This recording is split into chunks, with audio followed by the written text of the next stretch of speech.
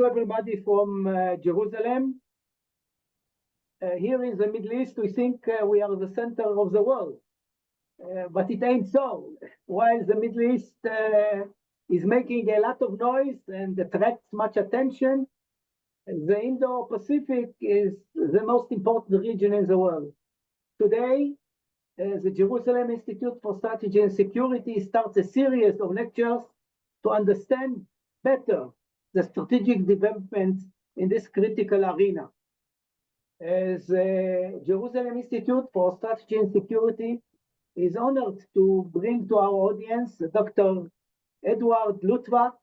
He is one of the world's most influential strategic thinkers. Dr. Luttwak has advised the US Department of Defense, the State Department, and multiple allied governments, including Japan. Dr. Luttwak, whose best-selling books have been translated into over 20 languages, including China and Taiwan and simplified Chinese. I'm not sure exactly what that means. 4 titles of them. And he brings decades of expertise in military strategy, international relations, and global economics. Today, we have an opportunity to gain insight from a renowned expert whose work has shaped US defense policy and whose strategic advice is sought after by governments worldwide. He will speak on American perception of its competition with China.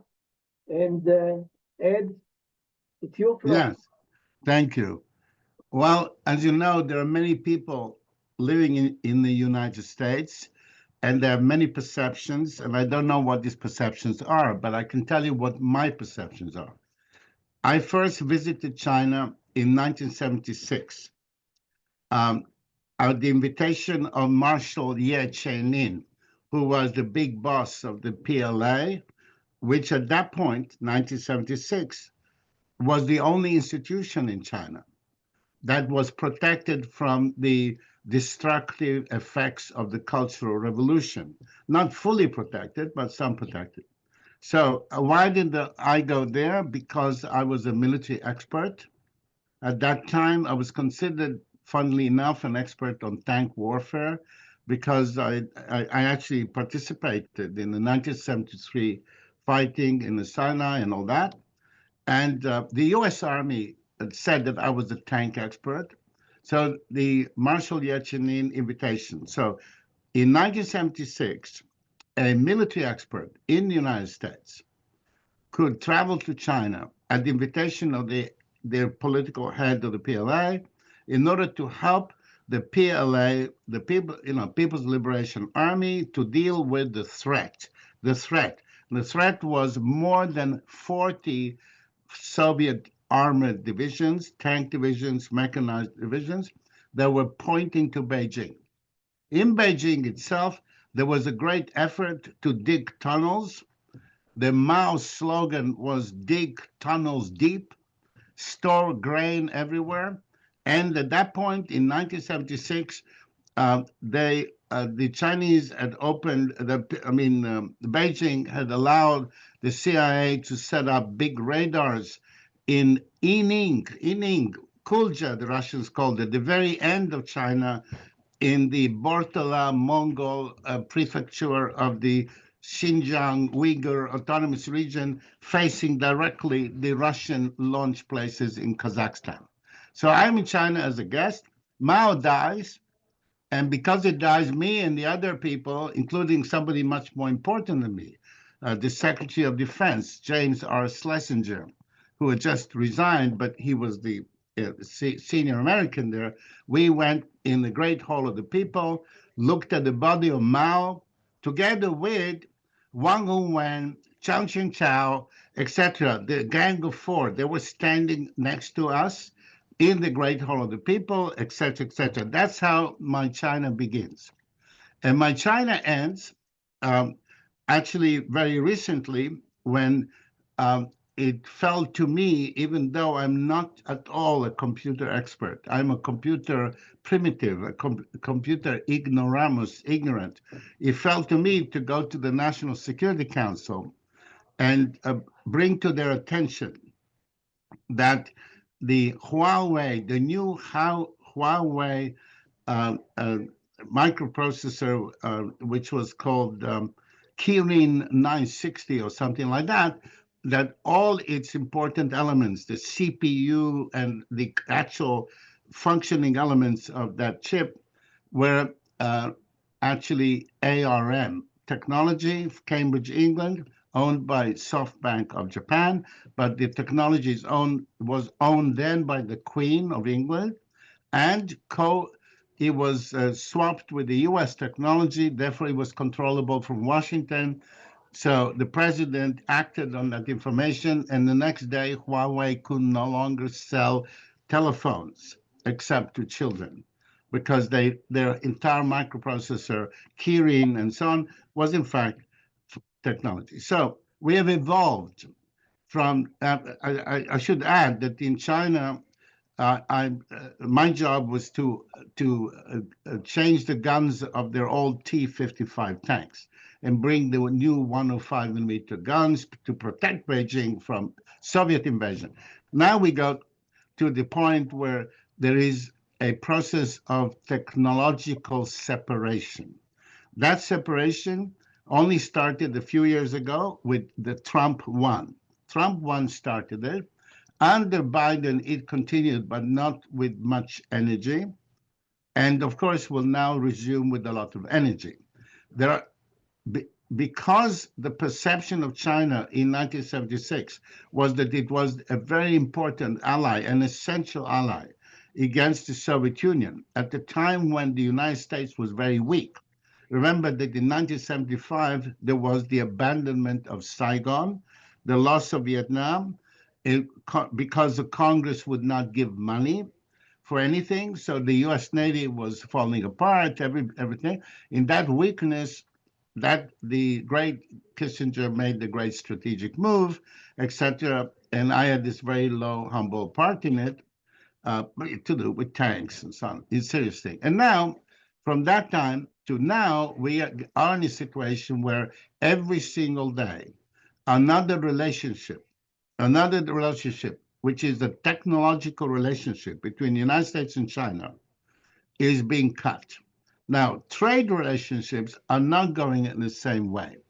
For example, China is a very large market for U.S. grain and U.S. soybeans. In fact, all the huge, the import of food by the People's Republic of China has been the largest traffic on the oceans of the world.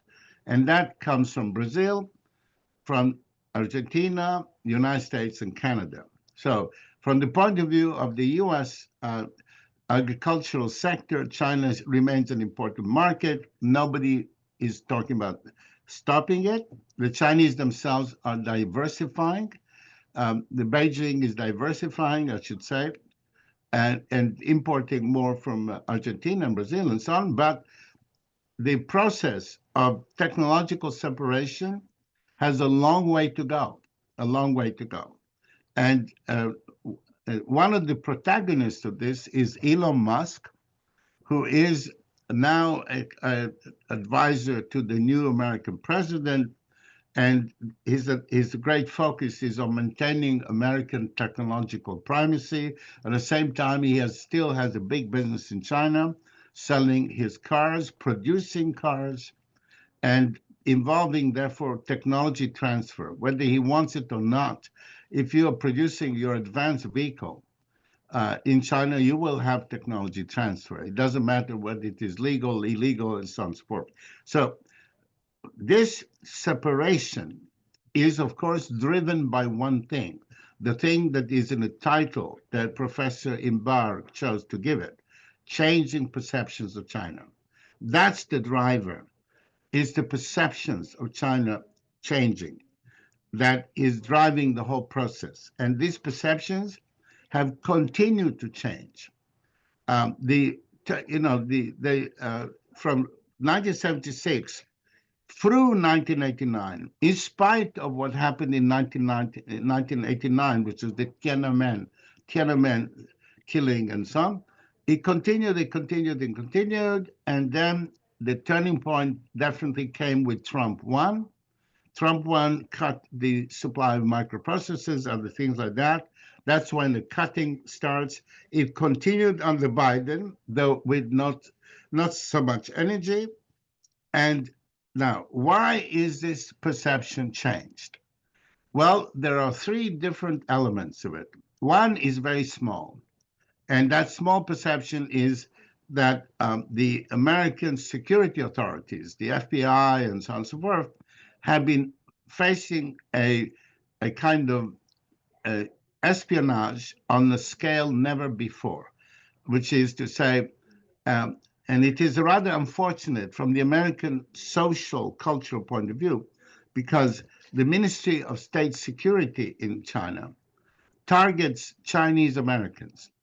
They are not recruiting. They're recruiting very, very few people who are not Chinese Americans. That is, U.S.-born Chinese, China-born U.S. citizens who are involved in security, I don't know, working for General Electric on jet engines.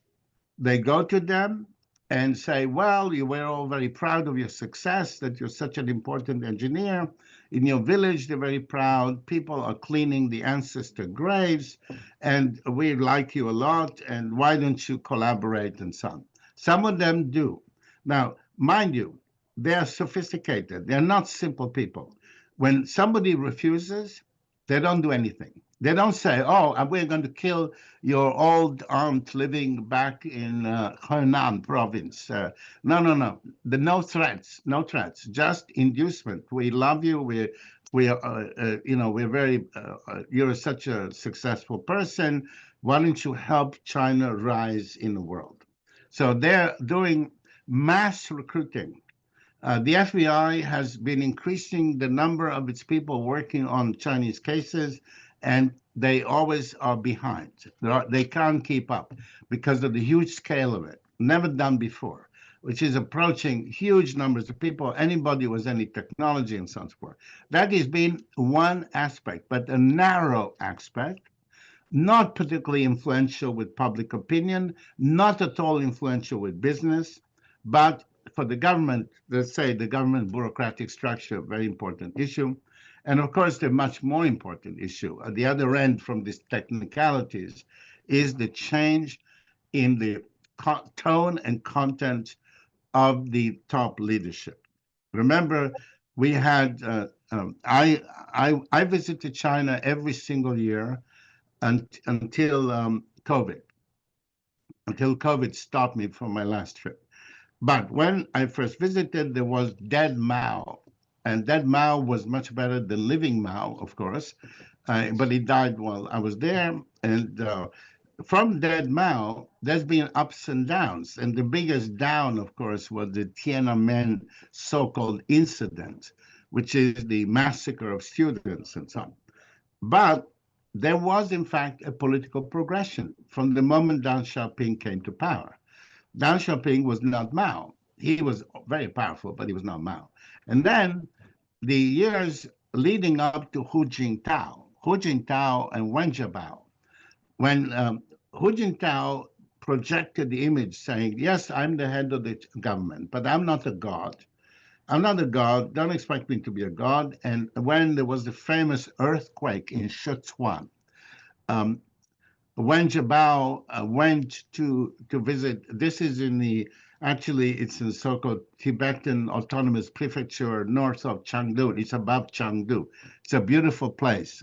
I've been there, driving up there and coming back down to Dali in Yunnan and so on through this area. So he went there, Wen Jiabao, and he sat on a bench in a village hall next to the parents of the children who had died because they were in that school.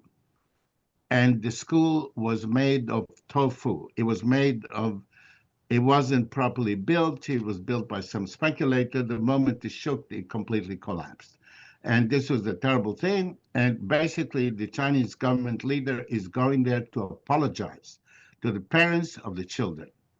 This is very different from Mao, who could kill millions of people and make a speech saying, well, we made a few mistakes at most. No, somebody, completely different style. And Hu Jintao, most important thing. Hu Jintao, when his 5 years plus 5 years were finished, he left, and he gave power to somebody else. That somebody else was Xi Jinping. And Xi Jinping came in at a particular time when Hu Jintao's, let's say, liberalism, openness, had also resulted in a lot of noisy corruption cases. That is, Hu Jintao was not an iron dictator, so different leaders rose up, including the famous one in Chongqing, whose wife apparently killed this Englishman, and the Englishman was there to send their children to boarding school, all kinds of scandals. So Xi Jinping says, it's all scandals. When I will take power, but you, Hu Jintao, you have to, and everybody else, you have to let me clean up. So he sets up his anti-corruption unit, and the anti-corruption unit continues to work until it eliminates all its political competitors and enemies. Some of them were terribly corrupt. Others were not corrupt. Others were normally corrupt. But they're all, so they basically appointed, it's like the Bolsheviks appointing Stalin, because he's a nice, he's going to clean up. Stalin is going to clean up. Well, he cleaned up well enough. So Hu Jintao changed China, and some of us, we felt it immediately because I was going to Beijing all the time, so I could feel the atmosphere changing completely the moment his influence starts. And then comes the evolution of Xi Jinping from somebody who wants to clean up the Chinese Communist Party in China to somebody who decides he wants to change the world. And at this point, a crucial rival is Wang Hunin, with whom I actually met, and who speaks French. He knows French. French intellectuals are great people, but their capacity to destroy civilizations is unmatched because they're so logical, so clear. So Wang Hunin, as you all know, is the one who explained to Mao that our regime will fall unless we persuade everybody in the world that the best way to govern a country is to have an official at the village, then the official gets promoted, if it's good, to the town, the province, to this, and finally becomes the head of the Communist Party of China. That's the proper way to govern countries. Unless everybody accepts it globally, if people continue to believe in democracy, in personal expression, in individual freedom, then we will lose. Why we will lose? Because our own people will overthrow us or abandon us. Now, this equation was aggravated in the last few years by something else Xi Jinping did. Started wearing military uniforms, started going to visit Army, Navy, Air Force bases and making speeches saying, we must be ready for war. We must be ready for real war. We must be ready to fight. And finally, is addressing a culture which traditionally has not been militaristic. This is not a militaristic country. It's not a country like Germany. It's a country like Italy. It's not a country like Japan. And he wants Chinese people to become like Japanese in those films they make in mainland China, showing Japanese soldiers running around, beating up people, killing them. So we finally have his success, Colonel Qi. I'm not pronouncing his name right. The colonel who was filmed by Chinese cameras filmed in the Galwan River in the Ladakh, in Indian Ladakh, which Chinese propaganda calls southern Tibet, filmed as he is ignoring an Indian officer was trying to explain to him, please don't do this and so on. He ignores him and says, "Da, da, da." That's a film. Next, you see him fighting, hitting people. He gets hit on the head, he bleeds and so on. This is the guy who appears in the first they made him an Olympic torchbearer and so on, and then in the 24th Party Congress, the biggest political occasion in China. He is one of only 100 plus delegates from PLA, from the People's Liberation Army. But when the meeting starts, it's introduced with a film showing him beating people up. So in other words, the speech is about get ready for war, get ready for war, get ready for war. This message is received, and it's on top of a cake of such things. First, the espionage at the bottom. There is industrial competition. There is technology stealing. Then there is aggressiveness in the behavior of the Chinese Air Force, PLA, that is approaching patrolling aircraft in a dangerous way. And of course, ship incidents take part where ships cut across U.S. ships, creating incidents. Now, please note that during the long Cold War with the Soviet Union, there were no incidents. And why there were no incidents? Because if you were the captain of a Soviet ship and you decided to get some attention by creating an incident, you would be immediately removed. Under Stalin, you'd be shot as well. After Stalin, you just become a civilian. And as soon as the ship arrives, they take him off, take his uniform off, and becomes a civilian. No incidents. We had the whole Cold War with the Soviet Union with no incidents. Many incidents. Why? Because these people have learned that if you act in a dangerous, adventuristic way, you get you get promoted, like happened to Colonel Key, who started an incident with India, which led to 1,000 million Indians realizing that China is a threat. Now, of course, they've been trying to row back from this, row back the boat, bring it away, including the meeting that was between Modi and Xi that just took place. This is their sixth meeting. After 5 meetings, there was the Galwan River incident with the killing of the 30 Indians and 4 Chinese were killed, PLA people were killed. But now they're trying to roll back, but the fact is that it's too late, naturally, because the Indians will never feel comfortable next to China given this type of behavior. So we are now facing with the military China, and of course, the principal threat is to Taiwan. Taiwan. Taiwan, well, let's say that you don't hear a single word from Beijing and you pay no attention to it. Just look at the movement of their ships, of the airplanes, coming closer and closer and closer. Now, the question is, what is the role of Taiwan in Washington perceptions of China?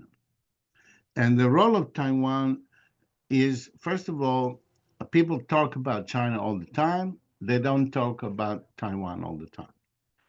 But there is a phenomenon taking place, a familiar phenomenon in the American culture in regard to these things. You may remember that when in 2000, 2 years ago, the war started in Ukraine. The war started with the landing of the Russian airborne assault elite fighters, the top fighters they have, by helicopter onto an abandoned airfield, the airfield of the Antonov Aircraft Company, which is bankrupt, which is much closer to the heart of Kiev than the airport. Borospil Airport is much further away. Antonov is really close. So they land these super commandos by helicopter, and the people there are described by the Western press in English as National Guard. Actually, they were retired soldiers. None of them young, retired soldiers with rifles. What these retired soldiers with rifles did was to start shooting at these elite super commando Russians. They started shooting at them. And the Russians arrived with propaganda, which would be very similar to the propaganda the Chinese troops would have on arriving in Taiwan, which is that everybody in Ukraine is just waiting for us. The Ukrainian government is run by Nazis and drug dealers, or whatever they call them, and therefore everybody will applaud us. Don't worry about it.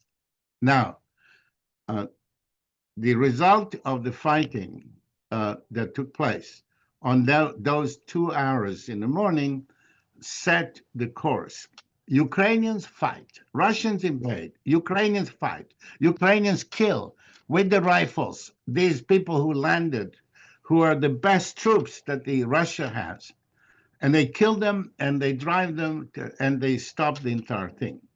That is the model. When somebody attacks somebody and that somebody fights, the Americans are willing to support. What happened, and Ephraim is professor in Bar is in Jerusalem. On October 7, Israel was attacked. And one of the things that happened was, of course, the army mobilized. They called the reservists.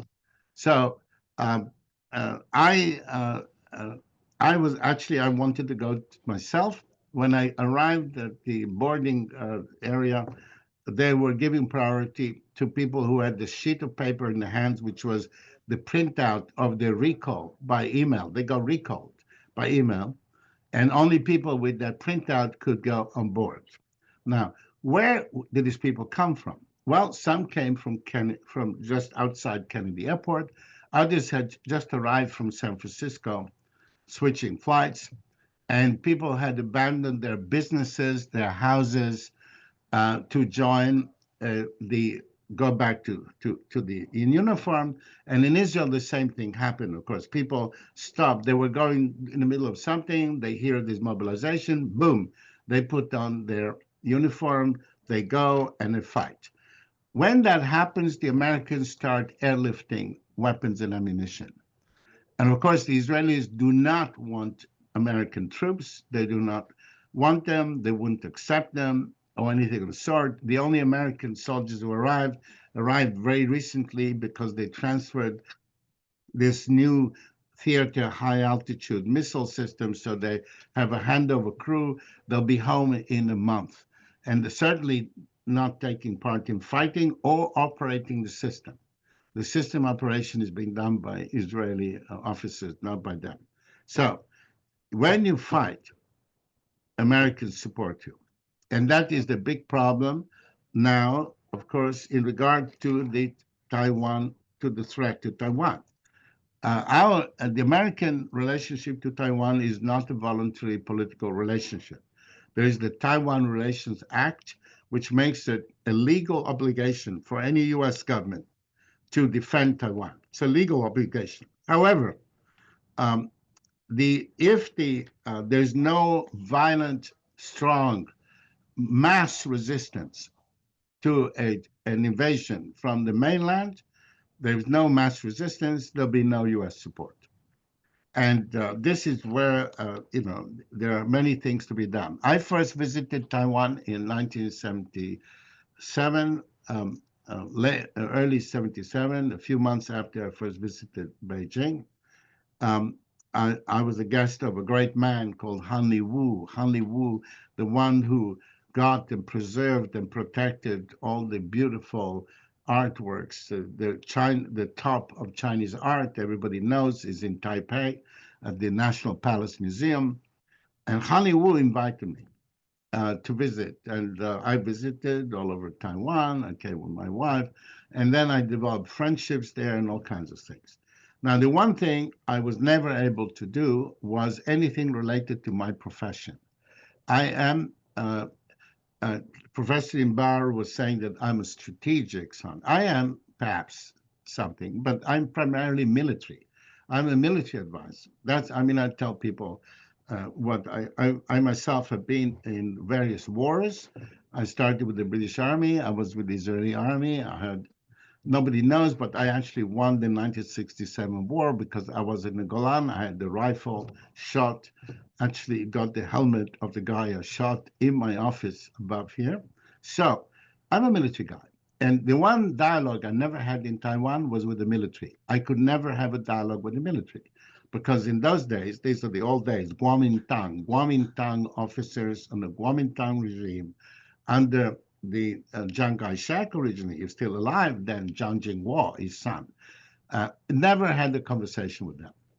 And they were never interested in training the people of Taiwan to defend the island of Taiwan. And I dislike to be sort of aggressive in talking about these things and rude even perhaps. But the truth is that there ought to be a national defense militia in Taiwan.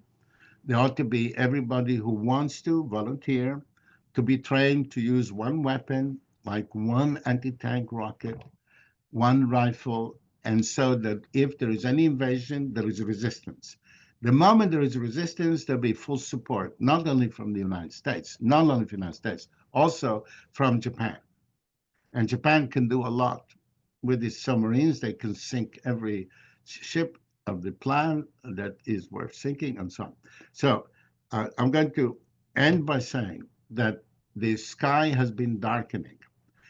And ironically, the best information is not from CIA, from national intelligence, from the New York Times, or even from me. The best information is young, professional Chinese people coming from mainland, arriving at the Mexico border, many of them with their wives.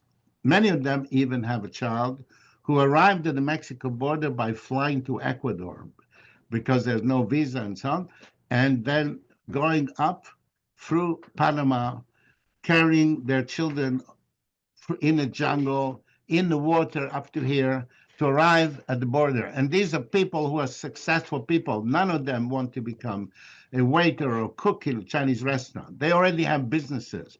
They already have education. And so I actually made an effort to find out and ask them why they come. And they give me different levels of answers, but they say darkening sky, darkening sky. And some of them are very philosophical, political. They say, I decided really to leave when Hu Jintao stayed after his 5 years plus 5 years and stayed. Originally, I thought about it. Somebody else says, no, it is only this. They don't want to be part of Xi Jinping's China. They want to be part of the wider world. And they're arriving, and they're the best evidence that there's been this transformation from a country that we helped try to help protect against the Soviet invasion to a country that we now see as an actual military threat. Not an economic competitor, not even a technology competitor, but an actual military threat. And as I say, success for the American enterprise in regard to Taiwan depends on an immediate emergency and serious effort to go from buying this weapon and that weapon and this weapon and the other weapon to having national defense. Because national defense is the only thing that guarantees American support. Having that their attempted invasion, Taiwan people resist, at that point, the support arrives. If there's no resistance, there will be no support. And so the only way to assure that, of course, is national popular defense, which is the army, the police, everybody who's volunteers, they train them. Of course, you have controls, you prevent criminals from getting hold of these guns, but these systems exist where? Not in primitive countries. They don't exist in primitive countries. It exists in Switzerland. Switzerland, the richest country in the Western world, Switzerland. Every man has a gun in his house. Why? Because they don't know, and they want to protect themselves. And of course, where is the national? Everybody serves and everybody's trained in places like Finland. And if, places like Finland, now Sweden has started universal conscription, Denmark for men and women as well, everybody's serving. And the idea is, if invader comes, you defend. So I will end with this nasty military note. I should say, final thing, I had many friends in Taiwan. I have friends in Taiwan, and I always loved being, whether it is driving Sun Moon Lake or going to the Hualien and to a wonderful place. And of course, everybody knows that the food is much, much, much better than in China, in mainland China. Thank you very much. Thank you very much, Ed. If there are any questions, please use the chat function. And I hope that Dr. Luttwak will stay with us for a few more minutes. If there are any questions, please use the chat.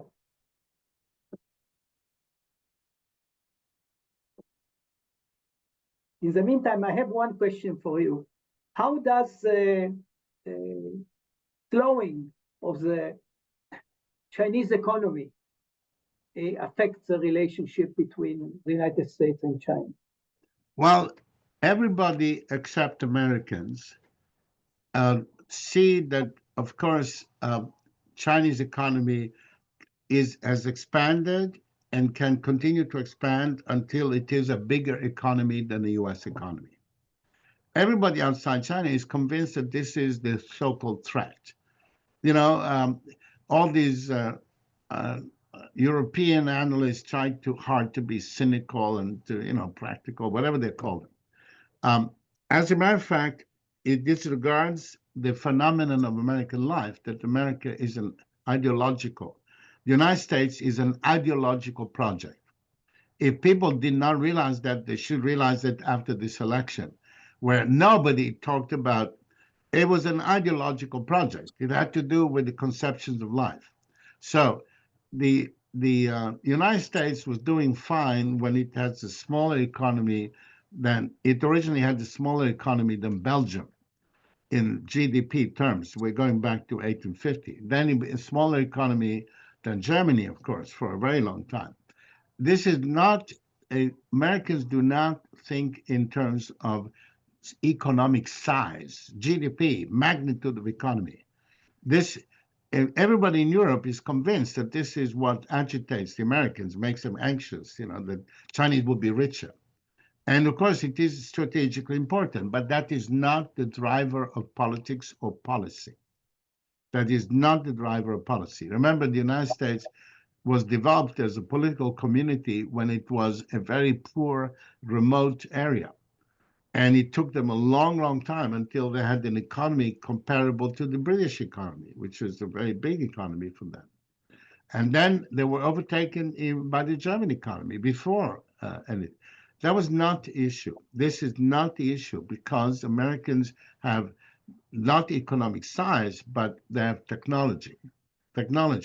And in a world where Elon Musk can insult the government 10 times a day and receive billions of dollars to build rockets, whereas in China, in mainland China, Jack Ma argues for 2 minutes with the fifth level official about the technicality, and he's disappeared.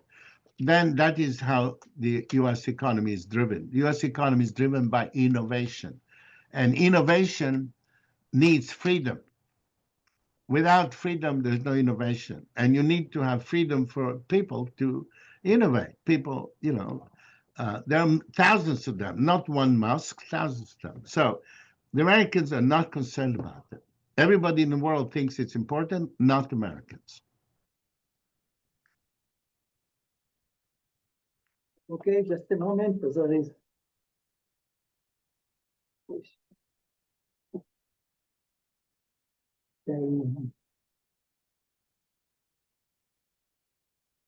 The one question is, under what conditions can the USA and China prevent the possibility of World War III? Well, World War III, first of all, it's, as you know, one of the positive things about this dangerous situation, very dangerous situation, is that both the United States and the PRC have nuclear weapons. Now, nuclear weapons were born too powerful to be useful. They were actually used by Truman against Japan because of the fact that after Iwo Jima, the Americans realized that to conquer Kyushu and Honshu, it would cost them, 200,000 dead soldiers, or maybe 1 million dead soldiers. And then Truman would not be impeached, but he would be taken out to the White House and hanged in front of it if he did that while having a nuclear weapon and not using it. Things have changed. We have India and Pakistan fighting big wars without using nuclear weapons. We have the Israel itself, according to the foreign press, that's the joke, has a lot of nuclear weapons, but it doesn't use them, nor threaten to use them. So, and Putin himself invades Ukraine, and when other Russian voices say, "Well, let's use nuclear weapons," he explains, "No, nuclear weapons can only be used to strike back if they attack us with nuclear weapons." So the nuclear weapons are not in the picture. That's why uh, even today, on an accelerated basis, there has to be national defense in Taiwan because a little plastic pull-out anti-tank rocket you can use, and the nuclear weapons you cannot use. Let's look further afield and assume that the Taiwanese will not fight. Will not fight. It is that the current military organization does not allow them to fight. The current military organization is a classic conventional military organization. They even have tank units. I've been all over Taiwan with the paddy fields, and then forget about tanks, but they have tank units. They have everything conventional and not national defense. National defense is what you have in a country like Switzerland, where everybody has a gun. Even why? They don't know. They want to be sure. Have a gun at home with ammunition. An enemy invades, you shoot. That is what worked for Ukraine.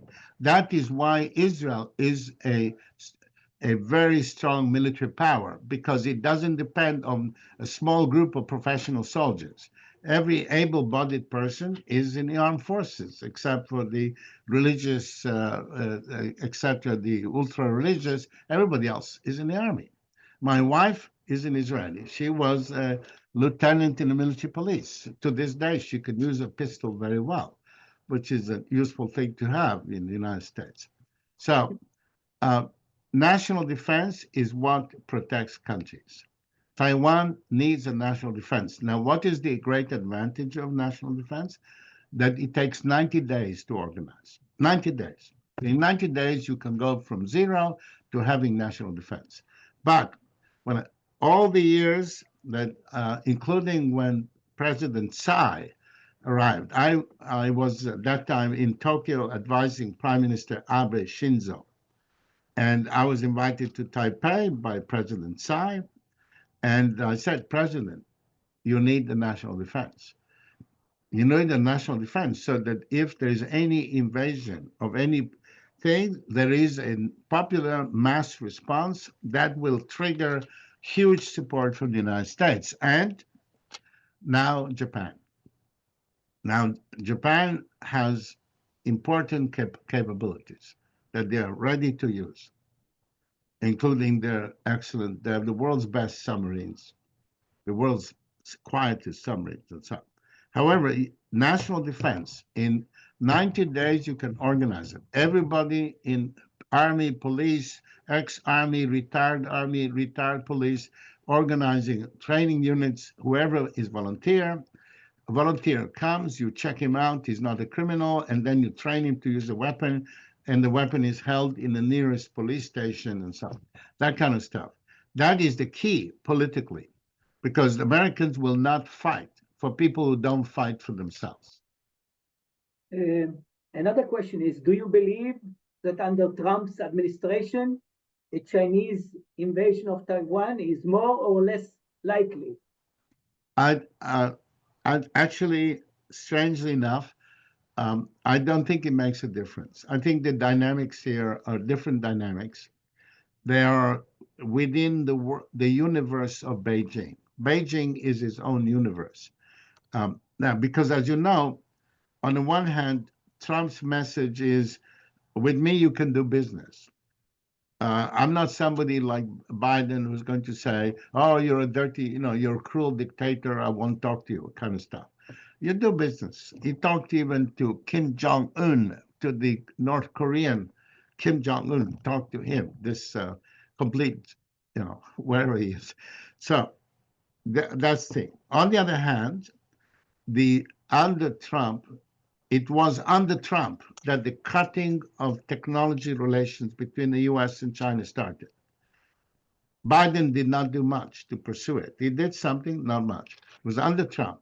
And now, as you can see from what they've said, making America great again involves also continuing to cut technology connections with China, eventually with trade relations, um, and,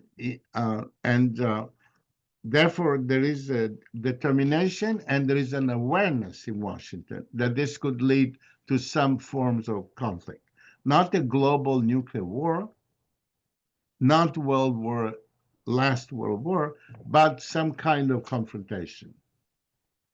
And that confrontation would be one of many confrontations. There have been a lot of confrontations between PLA Navy and Philippines, between PLA Air Force and U.S. patrol aircraft, between PLA infantry invading and attacking in Ladakh against the Indians. And there's been 100 incidents between the Coast Guard, what is called in English the Coast Guard of PLA Coast Guard or China's Coast Guard, and Vietnamese. People have been killed in all these places, and of course, without anybody killed except or should have been killed, but wasn't, is the Senkaku. The Senkaku, the island closest to Taiwan at the end of Japan, where the hundreds of so-called armed fishing boats and all that threatening there. So there has been a lot of incidents, and there have been some killings and and a lot of destruction, actually. The last question is, Asia was always of prime interest to the USA. There was American presence in Asia even during the 30s. How would this tradition influence American commitment to Taiwan, but also to other American allies? Well, under Prime Minister Abe Shinzo, the U.S.-Japan relationship was transformed. Before Abe, the Americans were doing this and doing that. And when the Japanese were asked to do something, they did it. Why are you doing it? Well, because the Americans wanted to do it. Under Abe, it ended. Abe said, we are Japan, we are allies of the United States, we will do this, and we will do that, and you will cooperate with us. And now they were taking responsibility for their own security. For example, there was a recurrent immediate threat precisely to the Senkaku Island, the last island. This is, as you know, uninhabited. There's no population there. It has no importance, but it is claimed, officially claimed by China as being Chinese. So it's surrounded by fishing boats. And there's a scenario where suddenly the fishermen come on the ground and they raise the flag, etc. At that point, who is responsible for taking it back from? Not the U.S. The United States guarantees Japan against the whole Chinese military power. It does not protect every little island of Japan. It is the Japanese who must protect the little island of Japan with no U.S. help. The United States guarantees Japan, and Japan has to protect its own territory. So the scenario is, in case the fishermen land, the origin is that by helicopter they will bring in, originally it was policemen, now it's not policemen, it's soldiers, who bring them in to attack them and throw them out. Done by Japanese alone.